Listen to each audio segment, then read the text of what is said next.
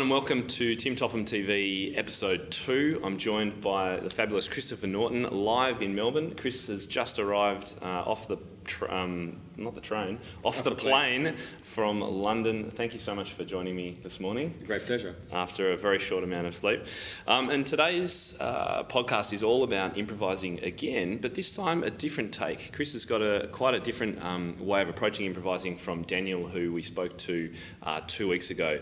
And the title of this podcast is Using Improv to Create a Musician for Life, which I think is fantastic and something we should obviously all be aiming for. So, welcome, Chris. How come you're in Australia? I've been asked to do various presentations, particularly for ANZCA, the Australian New Zealand Examination Board, and I'm working in how many places? 6 altogether, I think, 3 in New Zealand and 3 in Australia.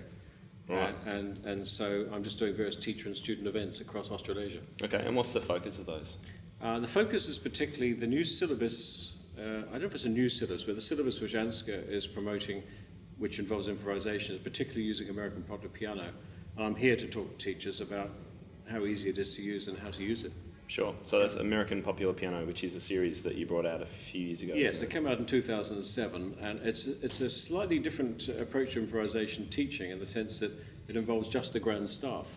So until level 6, there are no chord symbols and no scales or modes mentioned. Right. It's all done just by reading the grand staff. And so I like this because Daniel in episode 1 was really talking about modes and using scales and rhythms and things like that. So just completely from scratch, let's improvise. Whereas your method, which might appeal, or probably appeal to quite a lot of teachers who are very much based on reading and that kind of area, actually starts with reading music, doesn't it? It does. Now, the gist of it is that there's a whole series of pieces, and the books, each repertoire book has pieces in 3 categories. The first category is lyrical pieces. The second category is rhythmic pieces, which obviously like strict time. And the third are ensembles, so they're piano duets. Okay. And the ensembles have backing tracks as well. I mean, it all sounds rather sort of over complex perhaps, but it works out easily when you sort of look at it in detail. But the idea was that we wouldn't put backing tracks on everything. Right. So that becomes an ensemble aspect. It's not just there for the sake of having a backing track, but it's there because you're thinking about the fact that it's a different type of ensemble. Yeah. Anyway, the student gets to choose a lyrical piece, a rhythmic piece, an ensemble piece, say, like a syllabus. And in fact, with some of the examination boards who've taken this on, that's what happens. It's like the old-fashioned notion of ABC, if you like, lyrical, rhythmic, and ensemble. And they learn their pieces, and then once they've learned the piece, they've got this sort of harmonic and melodic structure under their fingers and in their ears. I then give them material based on the piece to improvise on. So I'm giving them the standards, if you like, but they're my own standards. And one thing this is a funny thing to admit, but it's an oft-told story by me, but it's still a good one, and that is a guitar-playing friend of mine in New Zealand, who I'm still in contact with, was a wonderful improviser, and I asked him, how do you do it? This was years and years ago. And he said to me, I have 2 secrets, and I'm going to now tell you what they are. And I said, what are they? And he said, major pentatonic and minor pentatonic. And what I discovered is that most of my music, when you try to improvise on it, is either major pentatonic or minor pentatonic. I hardly ever use any modes other than Dorian or Mixolydian. Okay. In other words, I don't use that many modes anyway. I'm not really a jazz writer in that sense. Yep. I'm much more of a sort of straight-ahead pop writer. Well, and they're the modes and the scales that are probably most accessible too. They're the easiest to understand. And Daniel, in fact, talked about them in detail last time. But I've got a secret with what I do, which is a very, very easy thing to explain, but it's a very profound secret. And that is, when the student learns the piece, it has a melody, often which are quite easy. They're good melodies. They're easy to remember. Mm. But when you analyse how many notes there are in the melody, often there aren't that many notes, and often there are 5, sometimes there are only 4 notes. And what I do is then say to them, when you improvise on this piece, you use the same 4 notes or 5 notes that were in the original melody. Yes. And that isn't necessarily a whole scale. It might be the bottom 4 notes of a Dorian mode in theory, or it might be a pentatonic scale with an added note. Right. I mean, pentatonic minor, for instance, is D, F, if it's D, is D, F, G, A, C. Yes. Yeah. But I often go D, E, F, G, A, C. Okay. In other words, I'm effectively using hybrid scales in my pieces. So therefore, when they improvise, I give them that hybrid scale. I don't say what the scale is. I like the idea of a row of notes. It doesn't matter.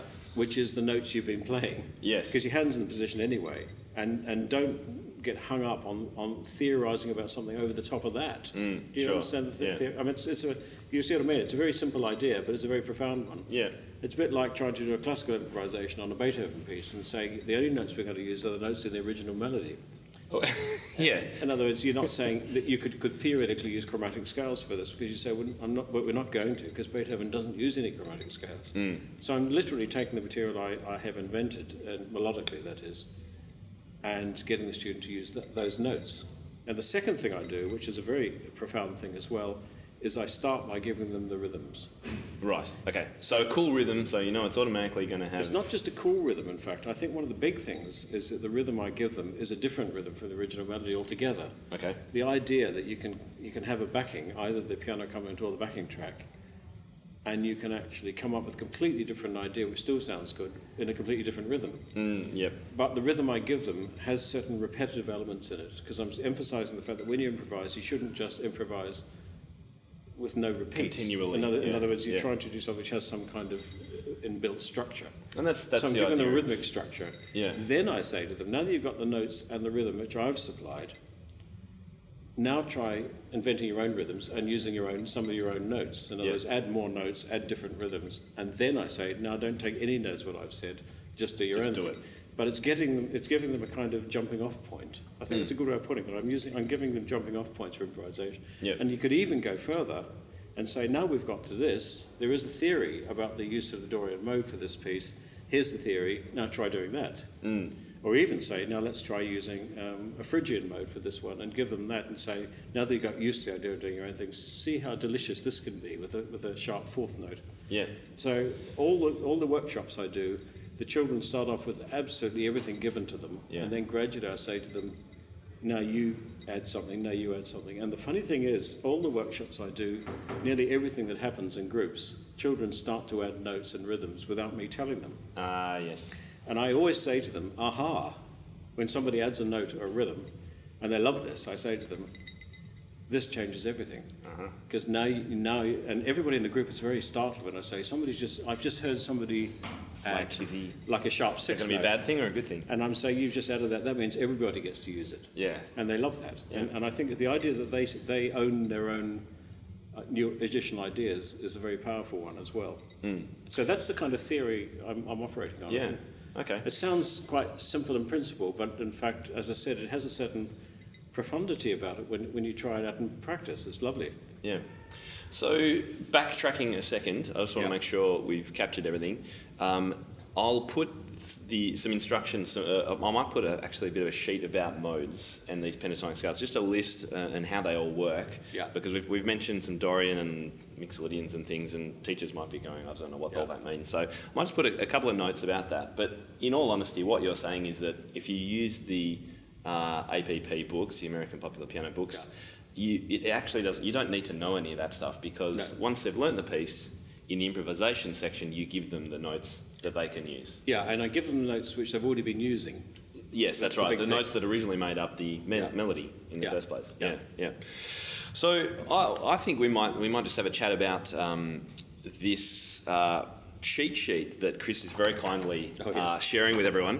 And this I'll have a link to on our show notes. So the show notes for this will be timtopham.com/episode 2. And this is Chris's 10 tips on teaching improvisation. And you've kind of just gone through them, a basic overview of them. But what we might do is just go through each of those steps just briefly again now, so we know what's going on. Sure. And I'll just ask you questions in case I don't quite understand anything. Yeah. So the first step is learn the piece first. So what piece are they learning? Well, that's their choice. And the thing is, AmericanPopularPiano.com has pictures of all the book covers. If you click on the book covers, you actually get an audio performance of every piece. Okay. So the students can actually hear the pieces, and what often happens is they decide which piece they'd like to learn or pieces they'd like to learn by hearing them. Right, okay. And so, are they graded somehow? Yes, they are. There's actually 8 levels. Okay. It's American levelling, so it's easier than Australian levelling. It's very confusing. Which is nice. It's the same levelling as Piano Adventures and Hal Leonard. Okay, sure. In fact, when I did this series, I looked at those books particularly and made sure that none of the things in them are any different. In other words, Right. we introduce quavers at the same level, we introduce dotted notes at the same level, etc., and so on. So it can be used alongside a method book? Yes, it can. Yeah. Alongside an American method book, ideally, but just because of the levelling. Yes. But what's interesting about American popular piano is it goes up to level 8. No American series does that. No. So I'm on uncharted territory Right. there, if you like. But APP has taken them on all 8. Well, actually, I say 8. There's actually 9 levels because it's a preparatory book, and then there's 8 levels. They've taken on a whole lot spread across their grades. And so if you look at the APP syllabus, I think, so let's try that again. If you look at the ANZCA syllabus and see where APP fits in, it's fairly clear to see where the pieces sort of roughly fit in. So I might put a link to that in the show notes. Yeah. Because I've seen that document online. That would be Yeah. quite helpful. Okay, so let's say we've got a student who's grade 1 level-ish in Australia. Yeah. Let's say that's, I don't know off the top of my head. Let's say so that it's they APP open the book, level. yeah, APP level 1. Level 1, I great. mean, I think it's quite good being the same level as though it's grade 1, because the improvisation is so different, if you like, that people who are doing grade 1 piano still find it quite nice not to be playing pieces which are too difficult. Really difficult, absolutely. So I think in a way it works okay to actually, if you're grade 1, go for level 1, if you're grade 2, go for level 2, and so on. And we're all big fans in Australia of playing as many pieces as possible. And it makes it at a possible to lesser play more level. pieces, yes. Yeah, that's right. And APP is an ideal thing because everything in the book is leveled the same. They're not graded through the book, so there's nothing progressive in the book. Yep. So you can open the book anywhere and it's all at the same level. Okay. I think that's quite a useful point to make. So they choose a piece, and for instance, level 1, they might choose a piece which I've used quite a bit called "The Girl on the Beach." Yes. Which is a bossa nova, and it's one of the rhythmic pieces.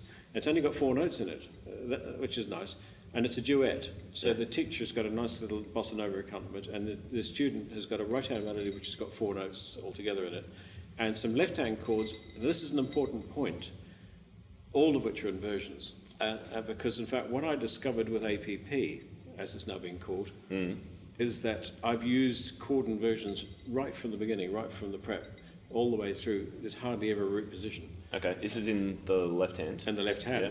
And it means that by the time you get to level 6, you've played chord inversions, including 3rd inversion, 7th chords, even 4th inversion, 9th chords, without knowing what they are. Right. But you've got the feel of them, the sound of them. So by the time at level 6 we start to introduce the theory of the chord inversions, you think, oh yeah, I've already done that before. Yeah, that was level, what level? Level 6. Level 6, Yeah, level okay. 6 to 8, actually, the improvisation suddenly introduces theory of scales and chords and chord symbols and all that sort of thing. Okay. But up to then, it's all done with grand staff. Right, okay. So you learn the piece. Yep, so that's step 1, learn the piece, choose a piece Choose and a learn piece, it. and it's a nice little piece to play, and you've got the flavour of it, and you've also got the notes which you use.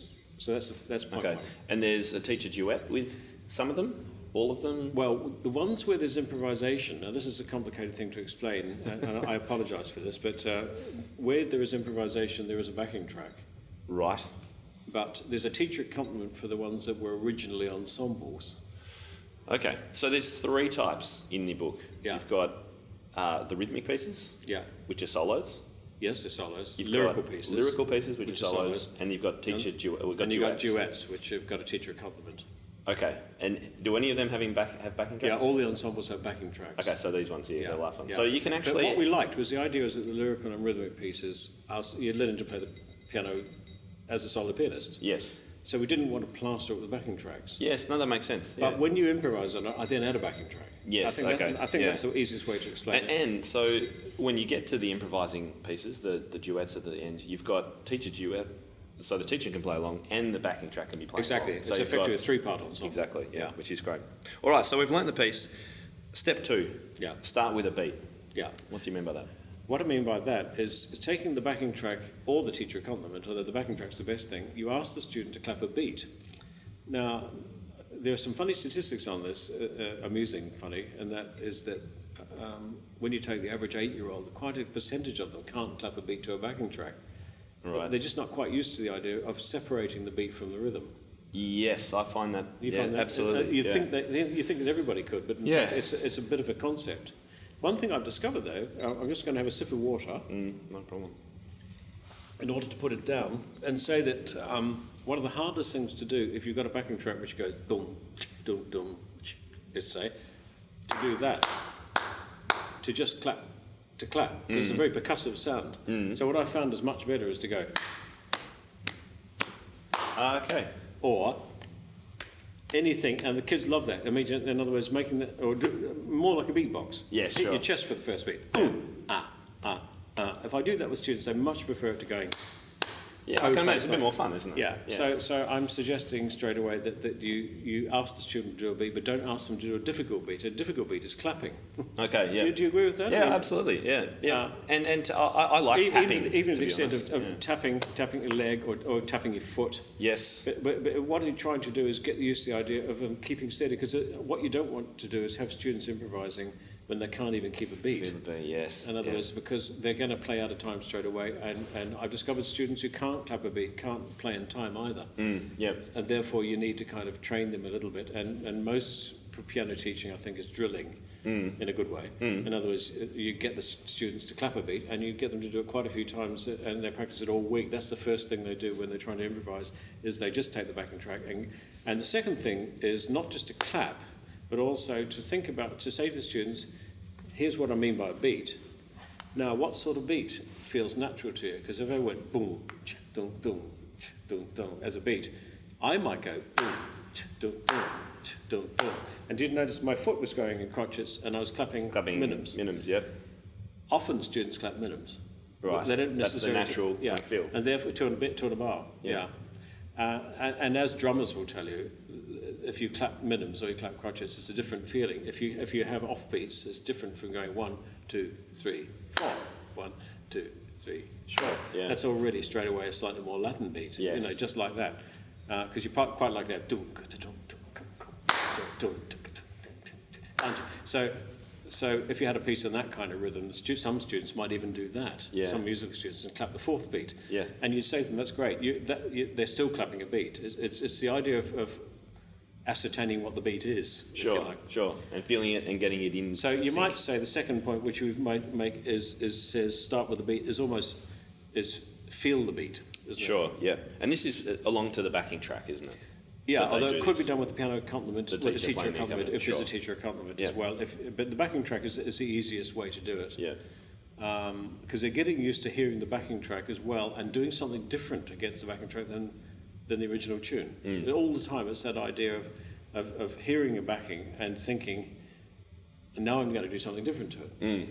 Sure. Okay. So they've got a beat. They're playing. They're tapping a steady beat along to the backing track. Yeah. Step 3: clap a given rhythm. Yeah. So what's this rhythm? Where's that? Well, come the rhythm, the improvisation in the American Popular Piano books is in the second book. There's a book of repertoire, the Lyrical Rhythmic Ensemble, but the second book is called Etudes. Okay. It's level 1 Etudes. Now, etudes makes me think of Chopin. That's right. And etudes means studies. It's improvisation studies. Okay, improv Yeah. studies, Again, yeah. we apologise for the terminology, but it's become known as APP etudes. So that's what it was called. Yeah.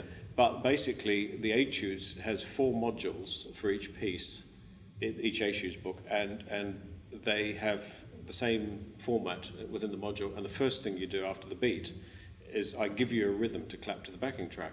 It's a pretty simple rhythm. It's usually easier than the original rhythm was, but it is different from the original rhythm. Okay. And at the low levels, it would be crotchets and minims. It's just It'd be quite crotchets and straightforward. minims. It's very straightforward, but in fact, when you hear the backing track with it, often it's quite sophisticated in effect. I mean, kids clap it and actually think, that sounds great. Even though, and the other thing I do, just as a tip, is if you had here's a rhythm, for instance, you went.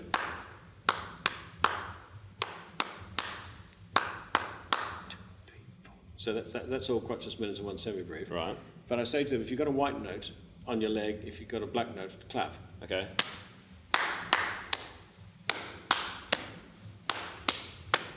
Yeah. And then reverse it. Don't you think immediately it's making you more like a drummer? Absolutely. And more connected. Yeah. To So what you're I'm doing. saying it's quite fun to make games out of the colours of the notes as well, and actually say, do white notes on your head, or, black notes on your fingernails. I can imagine my kids liking that. Yeah. Have fingernail polish and do the black notes with the polish. So, anyway.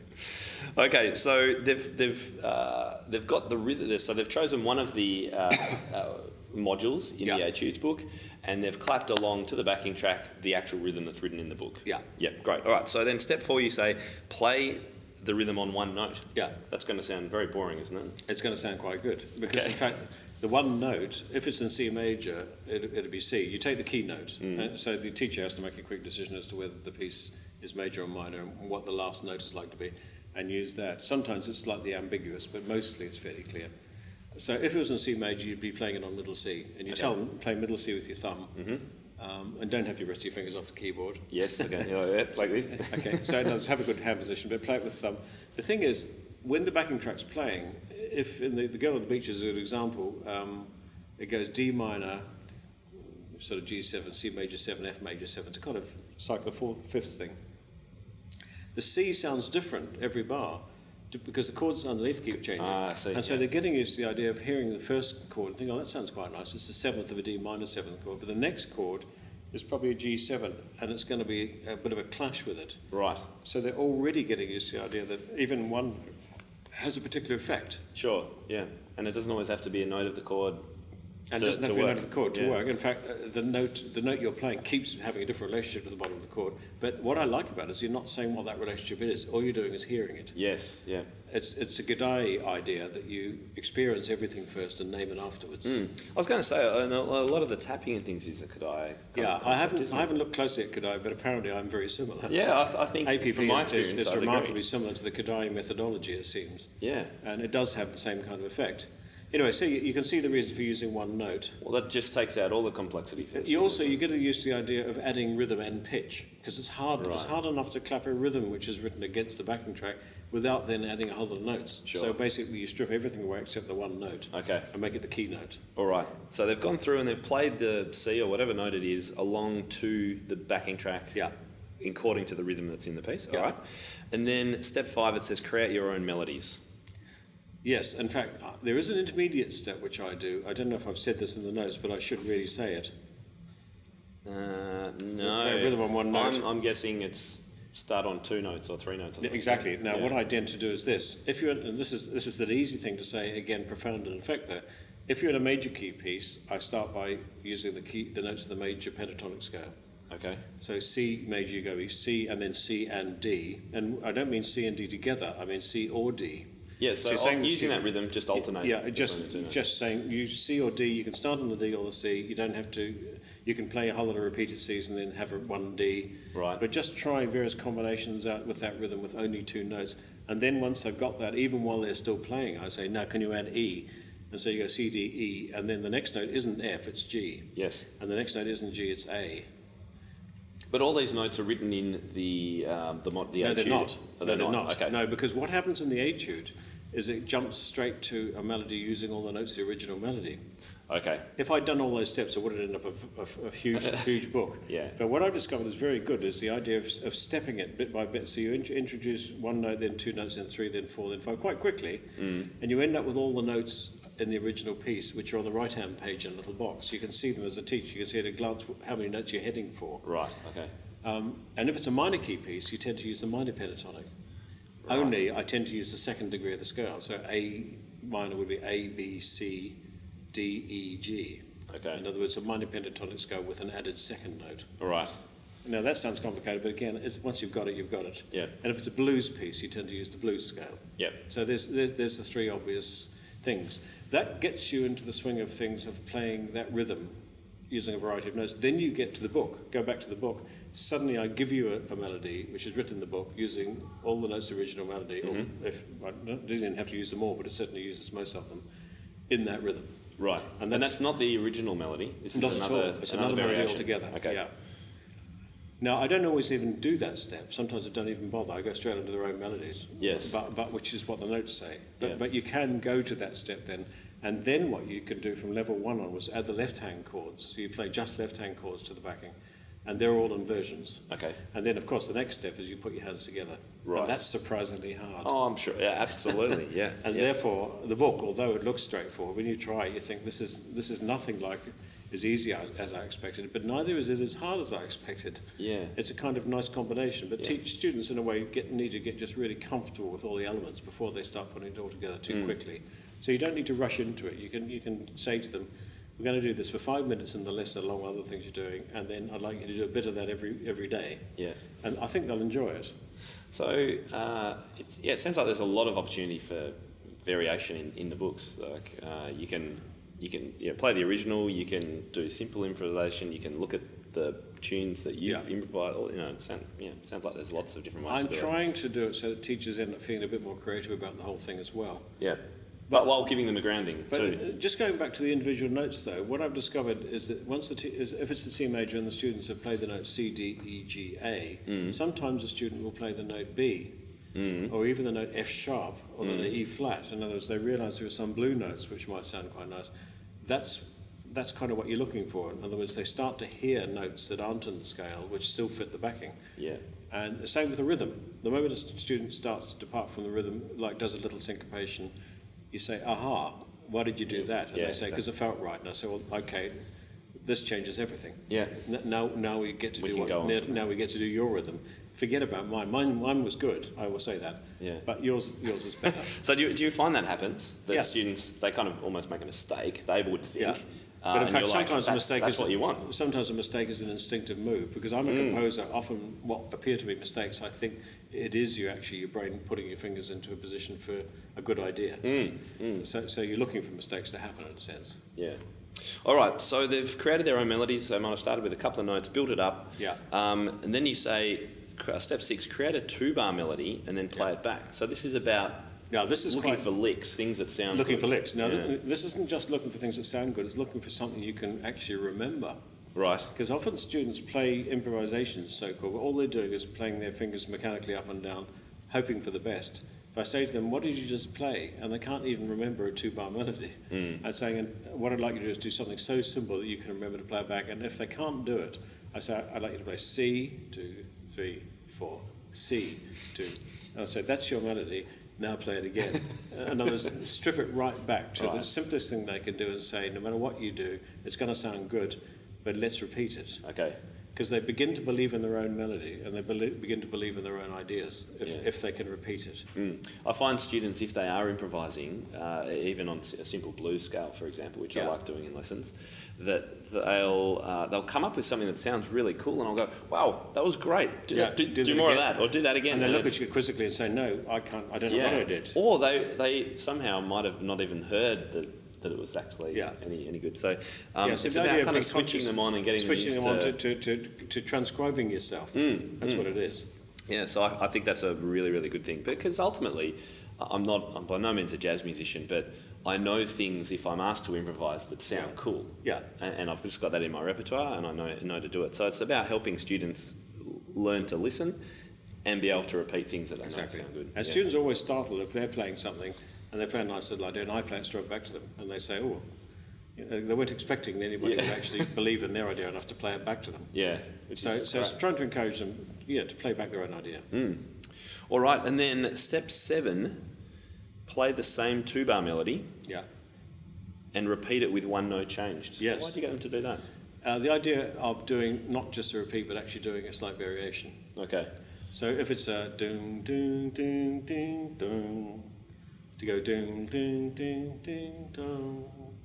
Simple as that. So you play the same melody twice, but you change the last note, say, or you change one of the notes. They can immediately tell the little twists of melody changes, which actually is part of the appeal of music, isn't it? Yeah, that's right. And my trick as a composer a lot of the time, I think, is I repeat things, but I don't repeat them exactly the same. I do slight variations, just trying to keep people from guessing. I heard recently from somebody who said that when you're doing a jazz solo, that too much repetition is boring for the listener, too much variation is alienating. Right, yeah, that's a good way to put it. In other words, audiences want to hear a certain amount of repetition within a solo, but they also want to hear a certain amount of variation. So there's a fine balance. It's getting that balance between repetition and variation. Yeah. So in other words, it wouldn't work particularly to have a solo in which you only repeated the phrases exactly the same. Yes. Yep. So getting used to the idea of that subtle variation, which jazz players almost automatically do. They play a little lick back, but they'll play it back with a slight variation. Yeah. Okay, good. So we're getting to the close to the finish. Step 8, you say work through the APP modules for the piece. Yeah. So they've gone and they've effectively improvised their own tune to one of the backings. Yeah. Why do they go back and then learn because they're these ones? because they're adding the left-hand chords. Okay. In particular. One of the things about the left-hand chords as well in APP is that every module, the left-hand rhythms are different. It's the idea of getting used to the idea of having chord positions for the left hand, which are quite easy to play, but you don't play the same rhythm all the time. In other words, you have continual variation of the left-hand rhythms as well. Okay. But that's the hardest thing to do. And often when I'm doing group improvisation, I don't get round to both hands together at all. I just don't have time.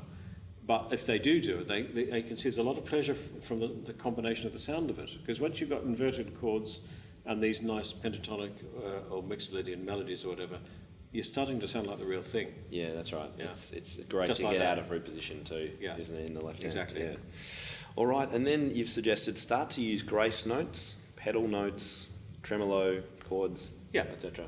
So it's about just adding those little touches Adding those and coloration flourishes. things, because when I do that, students always look, I say to them, would you like to do that when I do something like a tremolo or a grace note? And they say, yes, we want to do that. And So like kind of sliding off a note because and that sort of thing. it's making them sound more like guitar players.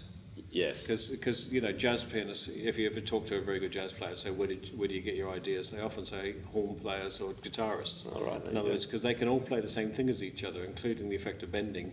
Yeah. Or pedal notes, of course, is where you have open strings on a guitar or a violin sounding above or below the melody, and that's a very effective thing on the piano as well. Absolutely. So yes, And so just, you demonstrate? yeah, I do. Demonstrate Just some ideas. colouring it up. Yeah. Yeah. Great.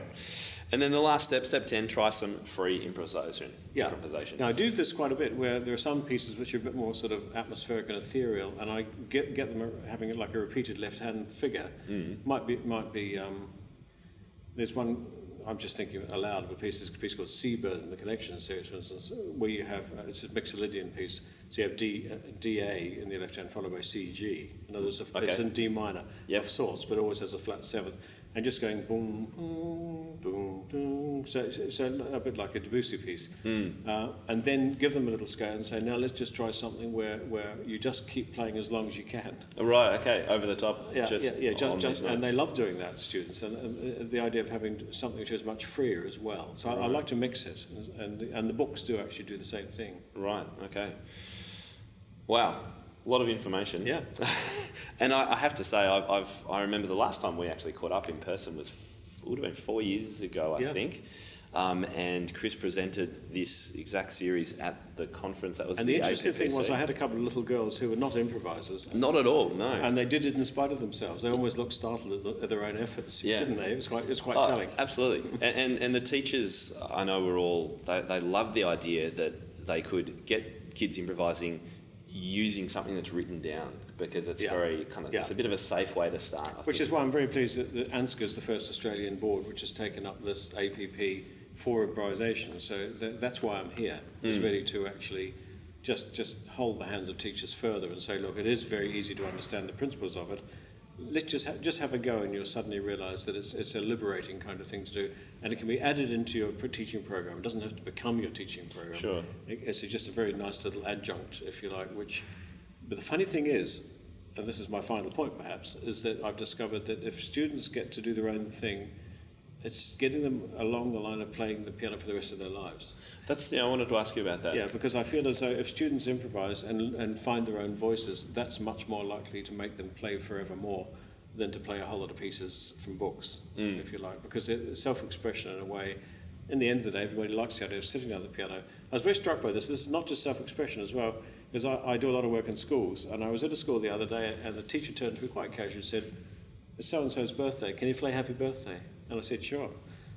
Whereas a lot of people think, no. Yeah. Or I don't know how that goes. Yeah. So what I'm saying is I think learning to play APP, you're not just learning to improvise and have self-expression, you're kind of learning to get your way around chord progressions. It's got a lot of standard chord progressions in it as well. So it's giving you a vast repertoire of standard chord progressions without you realising as well, which means if you did have to improvise something or even play just the tune of Happy Birthday, you're in with a chance, instead of no chance at all. Right, which is great. Those kind of skills are so important, and I think I've joked in blog posts before about how I wouldn't be surprised if I could go to a conservatory and ask a top level piano student to just improvise something, play Happy Birthday with some chords, and they might not be able to. Yeah, that's right. I think it's really fundamental to understand that chord structure and be able to make things up. It's what I enjoy doing. And I think, in fact, if you go right through to the end of the course, 6, 7 and 8, you've ended up with a whole lot of information about chord symbols and chord inversions and chord functions as well. Which is, and I do describe the chords as chords 1, 4, 5, etc. But what's quite funny about what I do as well, there's a standing joke I've got, which I say it on this podcast, I can't use it very much live anymore, but it is true. Somebody once said to me, why haven't you got chord symbols on the microjazz books? Right. And I said, I don't want people to find out how few chords I use. But in fact, a lot of the time I am using quite a small number of chords, but when you actually try and improvise on them, like I get a jazz player to play riff around on some of my pieces, I discovered the actual implied chords are very not very complex, but they're quite sophisticated. Sure. And when I've tried to actually analyse the chords, somebody said to me, could you give me a chord analysis of Dreaming?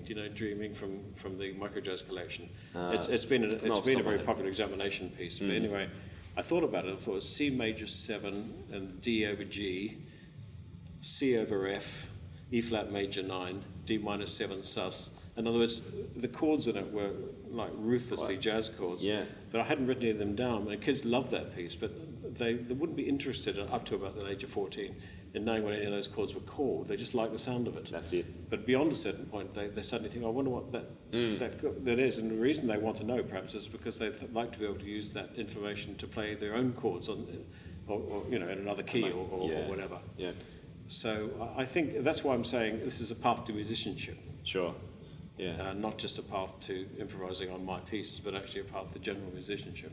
And I love that idea of anything that can help students understand chord inversions, particularly. It's a challenging thing to understand. It's a very hard thing to explain. Yeah. It is. And I love the idea of a whole course, which is all based on chord inversions, which is what APP is. Yeah. No, that's great. So, and look, I'll put, obviously, Chris's cheat sheet will go in the show notes. Thank you very much for that. It's a great reference. I'll also put links to the APP books so people can see them and some screenshots and that sort of thing. And I'll also link to ANZCA. And I was just going to ask you, I'm assuming do the pieces from the APP, are they actually, they're examinable kind of pieces in the modern pianoforte course? Yes, they are. Right? Yeah, great. That's my understanding, yeah. And with backing tracks or not sure? Well, only if the backing tracks are available. Yeah, great. Yeah. Okay, that's fantastic.